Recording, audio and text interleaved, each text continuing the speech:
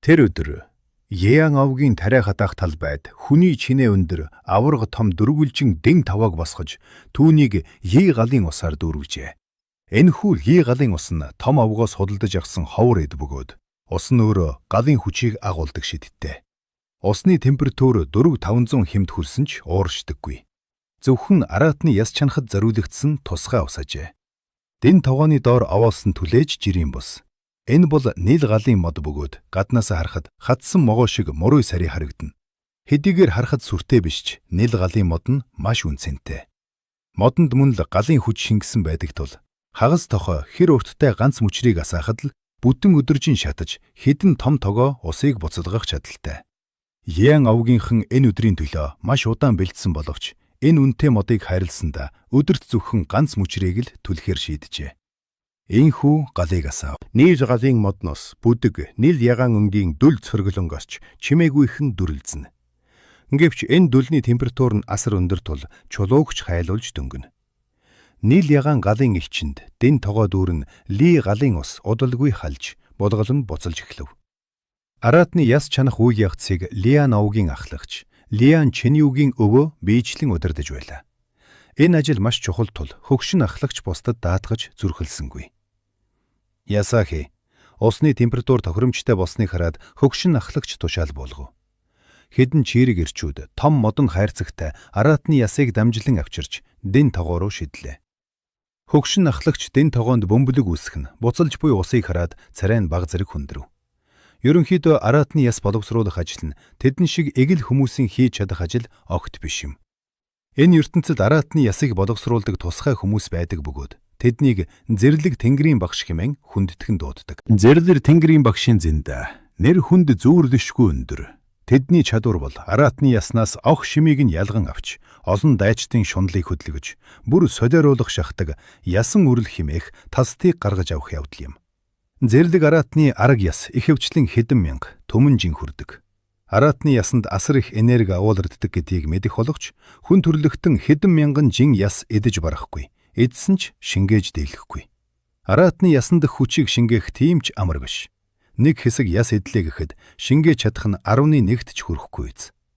Харин Зэрлэг Тэнгэрийн багшийн боловсруулсан ясан үрэл нь ердөөл ойн самар эсвэл шар буурцаг шиг хэмжээтэй байдаг.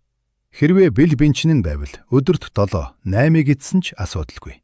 Түүгээрч зогсохгүй. Зэрлэг Тэнгэрийн багш энергийн ог шимийг ялган авсан тул шингээхэд маш хялбар байдаг. Дайчны зэрэглэлд хангалттай л бол их энергийг даалгүй, биеийн дэлбэрэхгүй тул эрт орой хизээ нэгэн цагт үрлийн хүчийг бүрэн шингээж чаддаг. Өндөр зэрэглэлийн араатны ясыг боловсруулж чаддаг Зэрлэг Тэнгэрийн багш бол томоохон хүчнүүдийн булаацалддаг эрдэнэ юм. Тайшин гүрний төрийн багш нь Зэрлэг Тэнгэрийн багш бөгөөд түүний эдэлдэг эрх, ямб, алдар хүнд нь эгэл хүний төсөөллөөс давсан зүйл гэдэг. Энэ ертөнцид Зэрлэг араатан олон зэрэглэлтэй. Зарим нь уул нурааж, ус эргүүлэх чадaltaй байдаг бөгөөд тэдгээр араатны ясыг боловсруулах нь бүрч хэцүү. Энгийн хүн бол санаад ч хэрэггүй. Домогт өгүүлснээр төсөөлшгүй өндөр төгшөнд хүрсэн нэг нь Зэрлэг Тэнгэрийн багш эртний нэл алтан кирийний ясыг боловсруулахын тулд асар том шийдэт тойрог байгуулж бүтэн 12 жил зарцуулсан гэдэг. 12 жил ганцхан арга яс боловсруулахын төлөө шүү дээ. Тэгээд түүнийг хийсэн хүн нь нууцлаг нэгэн байсан тул энэ түүх хүмүүсийн сэтгэлийг улам ихээр татдаг. Тэр удаагийн боловсруулалтын уршихаар мянган бээрийн радиус дахь газар нутаг цөл болон ховирч, эцэст нь өнөөх Зэрлэг Тэнгэрийн багш хүртэл багагүй төлөөс төлж байж ясан үрлээ гаргаж авсан гэдэг. Тэрхүү нэл артан кирийний үрлийг юунд ашигласан талаар олон янзын яриа байдаг. Зарим нь хүний ам аврахад хэрэгэлсэн гэцгээдэг. Хэнийг аварсан бэ гэдэг дээр 10 гаруй хувилбар бий. Зэрлэг Тэнгэрийн багшийн охин хайрт бүсгүй шав гэх мэтэр хувилбар бүр нь үнэмшилтэй сонсогддог. Ийм домог яриа гарч байгаа нь хүмүүсийн сэтгэлд Зэрлэг Тэнгэрийн багш ямар их хүндтэй байр суурь эзэлдгийг харуулж буй хэрэг. Тийм ч учраас хүмүүс тэдний түүхийг давс хужир нэмэн ам дамжин ярьдаг биз. Энэ нь ч аргагүй юм. Их зэлүүд нутагт амьдардаг хүмүүсийн амьдрал туйлын хүнд хэцүү. Тэд хүчирхэв нэгнийг домогт баатруудыг шүтэн биширдэг. Хэдийгээр өөрсдөө хизээж тийм хүн болж чадахгүйгээ мэдэх боловч тэдний тухай сонсох нь л тэднийг сэтгэлийг хөдөлгдөг ажээ. Харин шоргоол шиг жижигхэн Еан овгийн хувьд Зэрлэг Тэнгэрийн багш хөлслөх нь мөрөөдөл төдий зүйл. Хамгийн доод зэрэглэлийн багшич тэдний хувьд хөршгүй өндөрлөг. Тиймээс тэд Аратны ясыг өөрсдийн болох аргаар боловсруулахаас өөр аргагүй. Азар тэдний боловсруулж буй Аратны яс нь доод зэрэглэлийнх тул болох аргаар ч гэсэн ясны ог шимийн 5-6% гаргаж авах боломжтой. Энэ нь Лиан чинүүд хангалттай байв. Өдөр шөнөгүй Лиан авгийнх нь Аратны ясыг зогсолтгүй чансаар. Ялангуяа шөнийн цагаар тосхоны хаанаас ч харсан тэрхүү бүдэгнэл ягаан галын гэрэл тод харагдана. Энэ бол нэл галын модны гэрэл юм. Лиан авгийнх нь өдөр шөнөгүй Аратны яс чанаж байхад юунч мөн өдөр шөнөгүй бэлтгэл хийж байлаа. Лиан авгийн арын ууланд хүн амьтан ирэх нь ховор тул энэ нь юуны бэлтгэл хийх хамгийн тохиромжтой газар болжээ. Өнөөдрийн хүртэл юун Логийн шүрмэс барын яст нударгыг 5 хоног давтжээ. Пүд юм нударга далах бүрд түүний бие дотроос номны хөвч татах мэт чимээ гарч яг л амьд зүрхний цохилт мэт сонсогдно. Нэг мод, дахиад нэг мод. Юуны цохилтод моднууд тасхийн хог үсэрч, түүний бүх биеийн цусны эргэлд түргсэж, цээж дүүрэн амьсгалж, гар болон нударганыхын судас товёон гарч ирсэн байв. Тэрээр их дуугаар хашгирн, урд байх хад руу цахив. Тас. Том хад хагарч, юуны биедэх шүрмсний чимээ дээд зэгтээ хүрэнд цуурайтав. Уулын модон дунд үүрлсэн шууд цочин нисэлдэж, далавчаа дэвэн тэнгэлт хөөрцгөлөө. Сандар ниснээс болж шууд модны навцсыг унгаж, навчс эргэлдэм юуны нүүрэн дээр буув. Энэ мөчөд юунд үгээр хэлхийн аргагүй сайхан мэдрэмж төрж, биедэх бүх хүч нь нэгэн урсгалд нэгдэг шиг санагдав. Логийн шүрмэс барын яста нударгын 18 мэх. Хэдийгээр тэр номны дуугаар галуу унгах төвшөнд хүрээгүүч, ойн шувуудыг үргээж, анчин ирлээ гэж айлгах хэмжээнд хүрсэн нь том дэвшил байлаа. Одоо түүний хүч дөнгөж 5-600 жин. Хэрвээ ирээдүйд хэд хэдэн дийнгийн хүчтэй, нэг дин 1000 жин, бүр 10,000 жингийн хүчтэй болвол тэнгэрт нисэх галууг үнэхээр унгаж чадах нь боломжгүй зүйл бишээ. Хэдийгээр 5-600 жингийн хүчтэй ч гэсэн юун догшин бар уулнаас буух мэхийг ашиглавал түүний цохилтын хүч үүнээс хамаагүй илүү гарна.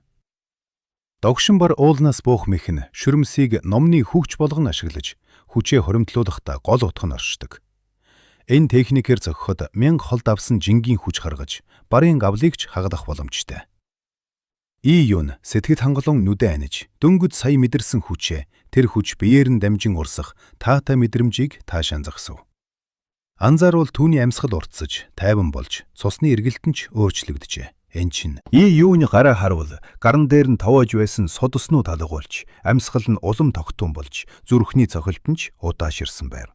Тэр гинэт нэг зүйлийг ухаарч, хөлөөрөө газар зөөлөн тогшиж, гүнзгий амьсгаа аваад урагшүлээлээ. Цагаан хий яг л сум мэт эсгэрэн харваж 5-6 метр газар нисэж шуудын унахсан навчийг нэвт цоолн эрвэлдүүлэн шидэв. Амьсгал уртсах шат.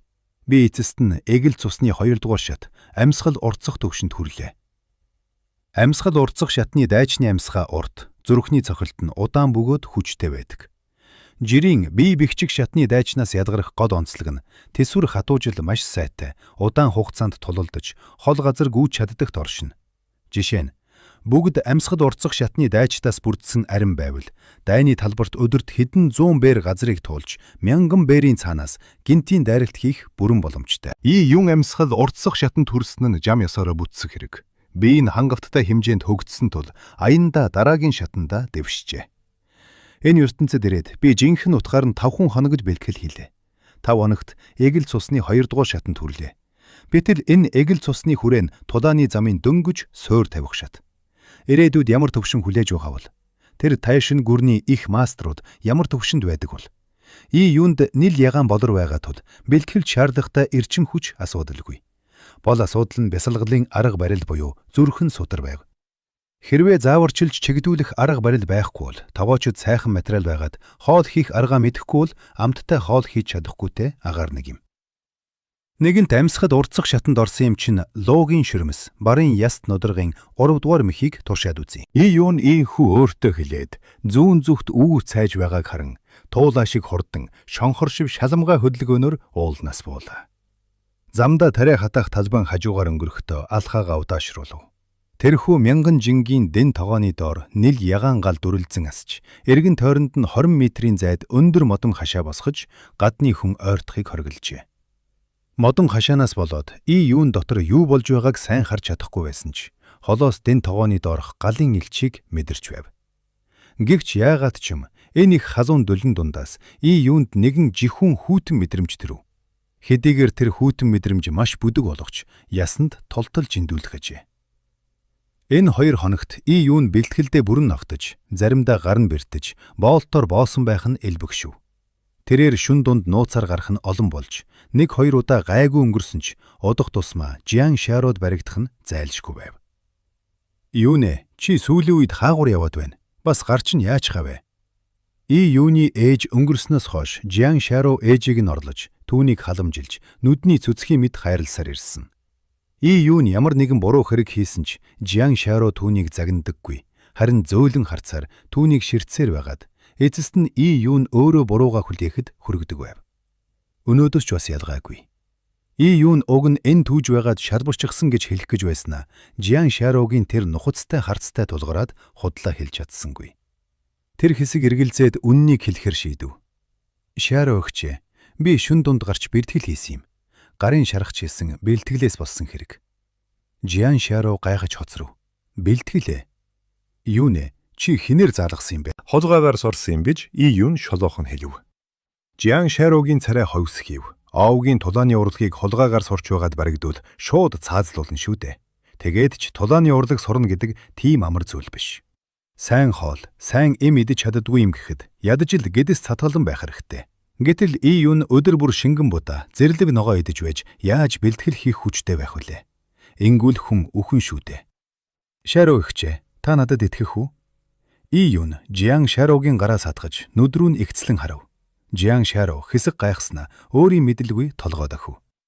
За, надад итгэж байгаа бол битгий олон юм асуугаарай. Шаро ихчээ, би ирээдүйд таныг сайхан амьдруулна. Юун чин сэтгэлдээсээ хэллээ. Жиан Шаро бол түүний энэ ертөнцид ирээд хамгийн анх харсан хүм. Мөн одоо хүртэл түүний төлөө амиа өгөхөөс ч боцохгүй санаа тавьдаг цорын ганц хүн юм. Энэ аж тусыг тэр сэтгэлдээ үргэлж санаж явдаг. Тэр зөвхөн өөрийнхөө хувь заяаг өөрчлөө зогсохгүй. Жиан Шарогийн хувь заяагч бас өөрчлөх болно. Жиан Шаро юуныг гайхан ширтэж байснаа гинт нэг зүйлийг мэдрэв. Дүү маань том болжээ. Тэр өмнөх шигэ жаахан хүүхэд байхаа болж. Түүний хэлсэн үгийг дахиж хүүхдийн гинэн яриа гэж бодож болохгүй. Тэр үнэхээр үүнийг зорилгоо болгож чин сэтгэлээсээ хичээж байгаа юм байна. Өдөр бүр идэх муу хоолнд юунч дасаж эхэллээ. Дасахгүйгээд ч яах вүлээ? Бүдүүн ширхэхдээ будааны шүлний амт маш муу. Дээр нь юуны хоолны дуршил сайжирснаас хойш ийм шингэн шүл идээд л хормын дотор шингэждэг болов. Хэрвээ Лиан овгийн эмийн уулын өв сургамлаар гидсээ дүүргээгүй бол юун амьсгад урцах шатанд орох нь байтугай өлсөж үхээгүй бол их юм болох байлаа. Гэхдээ эмийн ургамал биеийн шим тэжээс энергийг нөхөж чадах чийсэн яг жинхэнэ хоолыг орлож чадахгүй. Дээр нь түүхийн эмийн ургамлын амт үнэхээр муухай. Бүдүүн будааны шилнөөс ч дор. Өдөр хоног ийхүү өнгөрсөөр хоолнд дуртай юуны хувьд өлсөж цангахын эрхэнд амнаас нь шовуу нисэх шахан болж үнэхээр тэсгэд бэрх байлаа. Одоо амьдралыг нь багч гисэн амттай болгож байгаа ганц зүйл нь Жиан Шарогийн дарсан давсалсан ногоол байр. Бодоход өрөвдмөр урд нь юун дэлхий дээр байхдаа баян тансаг байгаагүй ч ядаж л мах ногоотой хоол иддэг байсан. Гэтэл энэ ертөнцид ирээд ганц ширхэг махч амсаж үзээгүй. Давсалсан ногоо нь тансаг хоолнд тоологдож байна шүү дээ. Гэхдээ Жиан Шарогийн давсалсан ногоо үнэхээр амттай гэдгийг хэлэх хэрэгтэй. Жиан Шарогийн гэрийнхэнд давсалсан ногоо бол нилээд тансаг хэрэглээ. Учир нь тосхонд давсны уурхай байхгүй тул давсыг мөнх том овгоос худалдаж авдаг. Ихэнх давс дайчдын бэлтгэл ангид очдог бөгөөд тэд давсаар мах нөөшилж явдаг.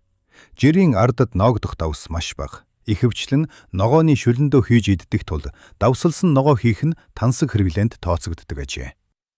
Хэд хоног өнгөрөхөд Лиан овгийн эмийн уул бараг л хоосорч, нил ягаан болортой, юун хүртэл олигтой эм олж чадхаа байв. Тос хууныхан эм душаахын тулд ургамлын ядах суулгацыг хүртэл ухаж авчээ. Эмийн уулыг ингэж цулмж байгаа нь ирээдүйд дахин ургац авах тухай огт бодохгүй байна гэсэн үг. Лиан овог бүх зүйлээ дэнчинд тавьж, бүр үе дамжин амьдарсан нутгаа орхихоор шийдсэн бололтой.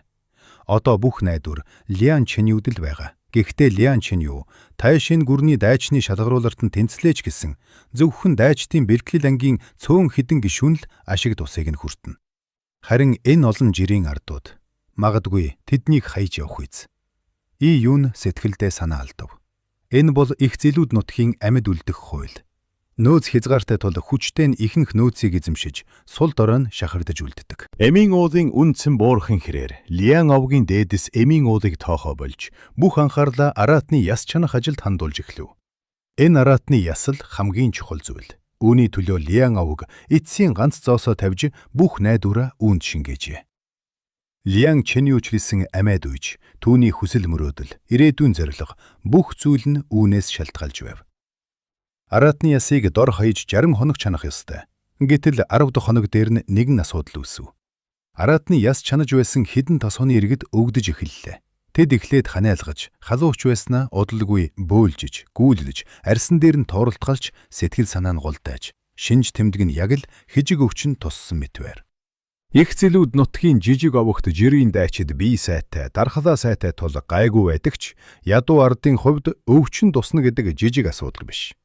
Учир нь тэдний бие сул дорой, дархлаа муутай, дээр нь овгийн ганц эмчин зөвхөн дээдс дүүлчилдэг тул ядуусын эмчилгээний нөхцөл үнэхээр аимшигтай. Жирийн ханаад хүрэхэд л үхэж мэднэ. И юун энэ мэдээг сонсоод ихэд гайхав. Хижиг гэхээр ханаад томуу шиг сонсогдохч үнэндээ нянгаар халдварладаг аюултай өвчин. И юун энэ ертөнцийн хижиг дэлхийнхтэй адил эсхийг мэдэхгүй ч гинт ийм олон хүн өвдсөн гэхээр халдварт өвчин болох нь тодорхой байв. Гэхдээ И юуны гайхсан зүйл нь халдварт өвчин ихэвчлэн ус агаараар дамждаг. Гэтэл араатны яс чанж байгаа хүмүүс өдөр бүр дэн тогооны дэргэд байдаг. Тентхийн температур маш өндөр шүү дээ. Тогтмол өндөр хэм, хэд хуурай нөхцөлд нян амьдрах бараг боломжгүй.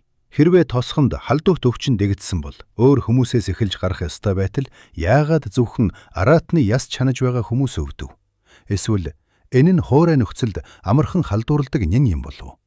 Ингэж бодоод И юуны царай барив. Магадгүй энэ хүмүүс зүгээр ч нэг өвдөөгүй байх. Гинэт 4-5 хүн зэрэг өвдсөнд Лиан овгийнх нь ялангуяа араатны яс чанаж байсан бусад хүмүүс сандарч эхлэв. Тэд энд ажиллаж байгаа тул хизээ нэгэн цагт энэ хачин өвчнийг тусч магадгүй гэж айцгаана. Амьдрах хэцүүч гэлээ хинч үххийг хүсэхгүй. Гэхдээ ашгүй Лиан овгийн дээдэс энэ удаад гар хомхон суусангүй. Овгийн ахлагч гарч ирэн олныг тайвшруулж, өвдсөн хүмүүрт нэг ширхэг ов улаан эмэв.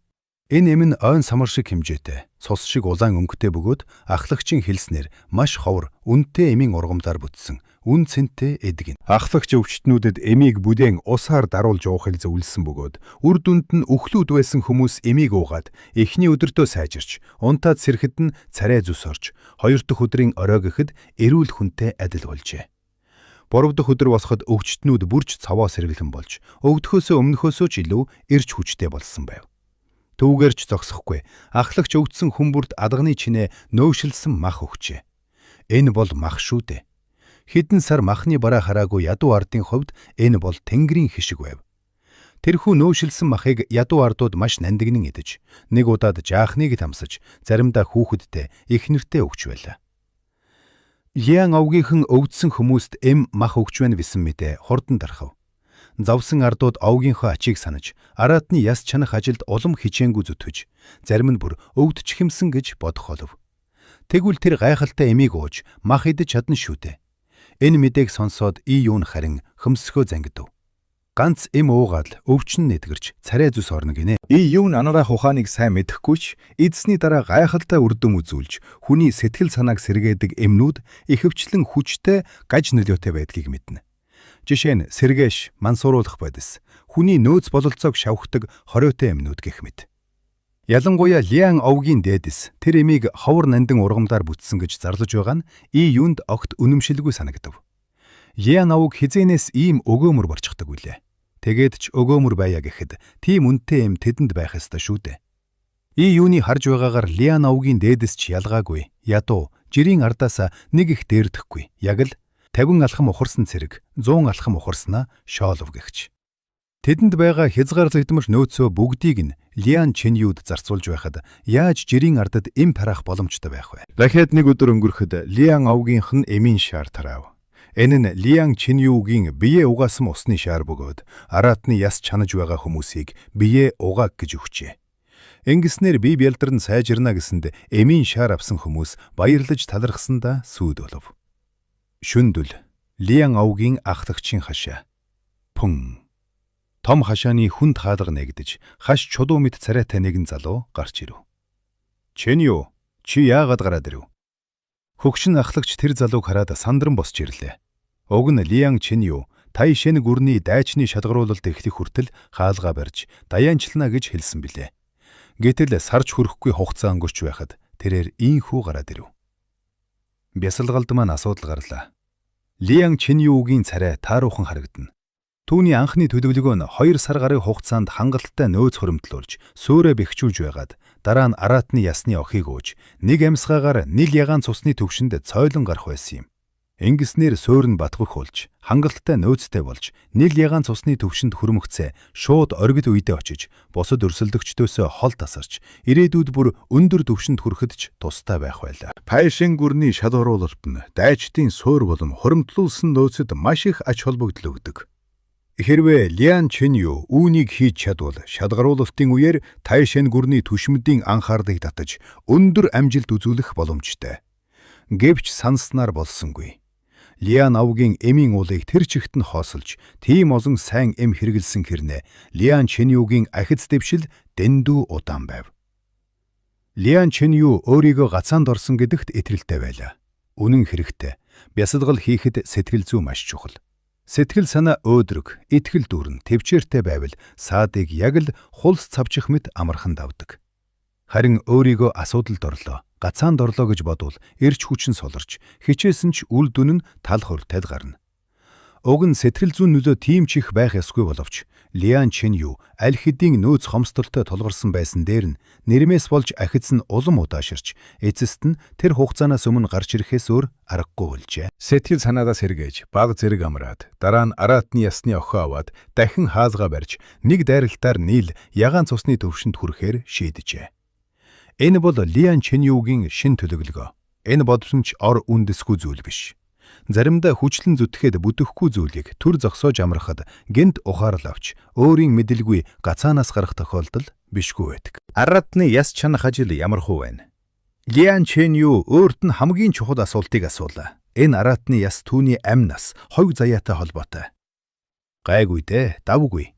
Гэхдээ хэд хоногийн өмнө яс чанж байсан ядуу ардууд хордчихлоо.